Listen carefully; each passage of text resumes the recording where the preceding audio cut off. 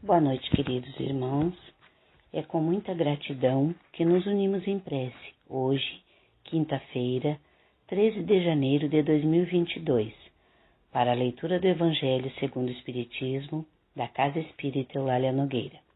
Capítulo 26, Dai gratuitamente o que recebestes gratuitamente.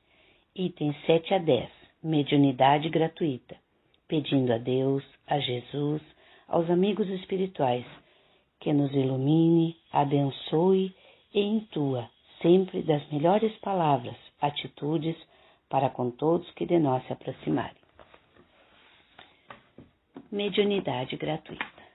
Os médiuns modernos, porque os apóstolos também tinham mediunidade, igualmente receberam de Deus um dom gratuito, o de serem os intérpretes dos espíritos para a instrução dos homens, para mostrar-lhes o caminho do bem e conduzi-los à fé, e não para vender-lhes palavras que não lhes pertencem, porque não são o produto de sua concepção, nem de suas pesquisas, nem de seu trabalho pessoal.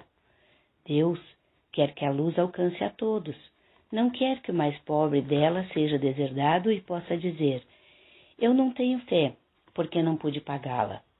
Não tive a consolação de receber os encorajamentos e os testemunhos deles, de afeição daqueles por quem choro, porque sou pobre. Eis porque a mediunidade não é um privilégio e se encontra por toda parte.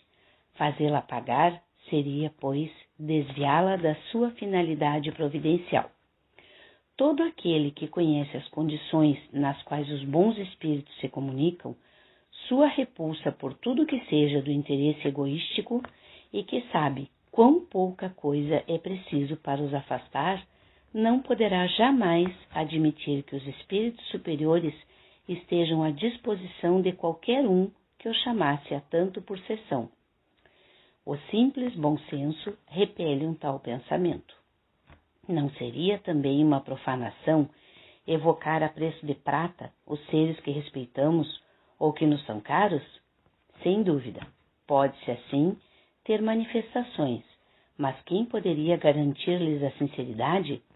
Os espíritos levianos, mentirosos, espertos e toda a multidão de espíritos inferiores, pouco escrupulosos, veem sempre e estão sempre prontos para responder ao que se lhe pergunta, sem se importarem com a verdade. Aquele, pois, que quer comunicações sérias, deve primeiro pedi-las seriamente, depois se esclarecer sobre a natureza das ligações do médium com os seres do mundo espiritual. Ora, a primeira condição para se conciliar a benevolência dos bons espíritos é a humildade, o devotamento, a abnegação, o mais absoluto desinteresse moral e material.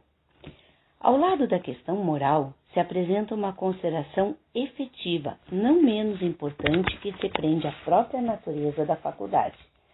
A mediunidade séria não pode ser e não será jamais uma profissão, não somente porque seria desacreditada moralmente e logo comparada aos ledores de sorte, mas porque um obstáculo material a isso se opõe.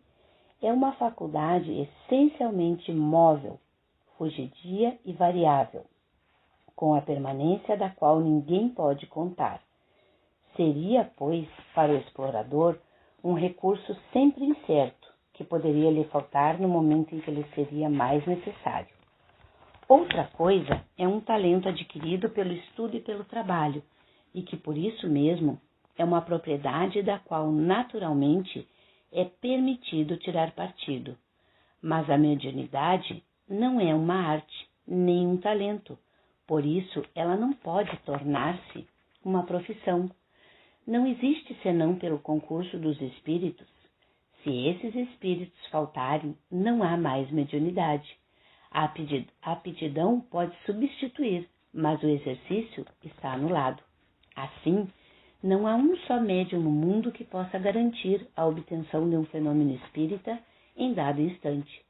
Explorar a mediunidade é, pois, dispor de uma coisa da qual não se é realmente senhor. Afirmar o contrário é enganar aquele que paga. A mais, não é de si mesmo de que se dispõe, são dos espíritos, das almas dos mortos, cujo concurso é posto à venda. Esse pensamento repugna instintivamente.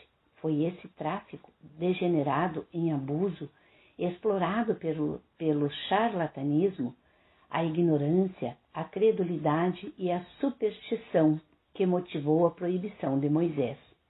O espiritismo moderno, compreendendo o lado sério da coisa, pelo descrédito que lançou sobre essa exploração, elevou a mediunidade à categoria de missão. Ver o Livro dos Médiuns, capítulo 28.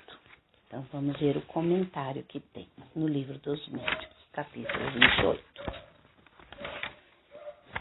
Os médiuns interesseiros não são unicamente aqueles que poderiam exigir uma retribuição fixa. O interesse não se traduz sempre pela esperança de um ganho material, mas também pela intenção ambiciosa de toda natureza sobre as quais se pode apoiar esperanças pessoais. Aí está ainda um flanco que sabe muito bem agarrar os espíritos zombeteiros e o qual aproveitam com uma habilidade. Uma astúcia verdadeiramente notável, embalando com esperançosas ilusões aqueles que assim se colocam sob sua dependência.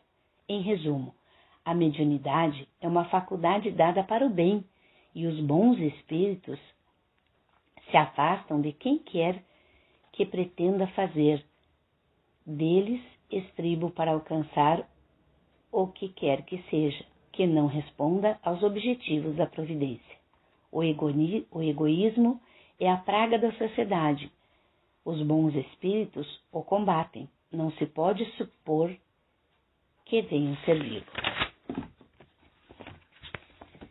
A mediunidade é uma coisa santa que deve ser praticada santamente, religiosamente. Se há um gênero de mediunidade que requer essa condição de forma ainda mais absoluta, é a mediunidade curadora. O médico dá o fruto dos seus estudos, que fez ao preço de sacrifícios, frequentemente penosos. O magnetizador dá o seu próprio fluido. Frequentemente, mesmo a sua saúde, eles podem a isso pôr um preço. O médium curador transmite o fluido salutar dos bons espíritos. Ele não tem o direito de vendê-lo. Jesus e os apóstolos, conquanto pobres, não faziam pagar as curas que operavam. Todo aquele, pois, que não tem do que viver, procure os recursos em outra parte do que na mediunidade, que não consagre a ela, se preciso for, senão o tempo de que possa dispor materialmente. Os espíritos lhe terão em conta o devotamento e seus sacrifícios, ao passo que se afastam daqueles que esperam fazer deles um meio para subir.